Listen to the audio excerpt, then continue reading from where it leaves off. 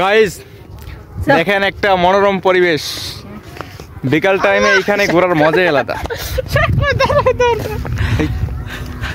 দেখেন জায়গাটা কি সুন্দর,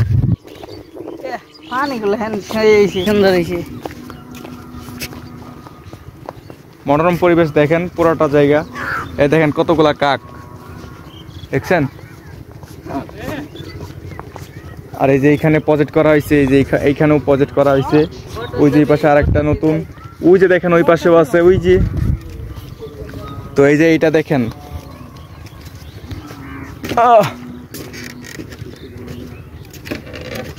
দেখছেন অসাধারণ কিন্তু।